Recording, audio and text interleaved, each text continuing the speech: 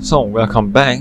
Today we'll be looking at chapter 4, which is Tugas Ketua Harian. Ketua Harian, as we mentioned previously, is the group leader of a day. Take for an example, on Monday, there are 4 librarians who are on duty. So, one of them will be the group leader, and that group leader we will call it Ketua Harian. Their job is to make sure that every other librarians, including themselves, is doing nothing. Nobody is slacking off, nobody is doing the homework on duty, and so on. They have to make sure that they know where everyone is at all times. So for an example, if a librarian is going out for the toilet, the group leader has to know that they are leaving the library to the toilet. So the first thing that a group leader should know is that they have to arrive 15 minutes early to the PSS. This is recommended for all group leaders, as every day the library could look very different. So for an example, today the library might look clean and tidy, the next it might look messy and there might be a lot of work.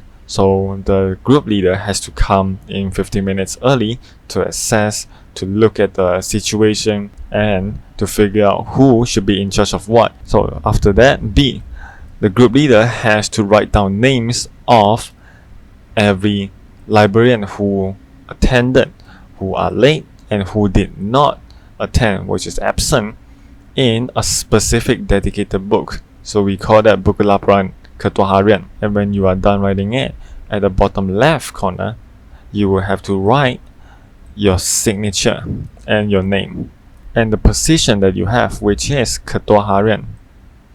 Ketua Harian. So C, every Ketua Harian, which is group leader, has to give out jobs equally to all of the other librarians of the day, including themselves, in order to make sure everyone is doing their work and nobody is doing nothing.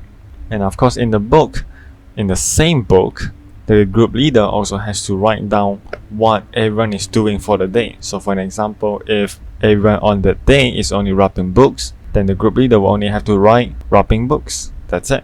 And if, for an example, that day everyone is only arranging books, then the only task for that day is arranging books.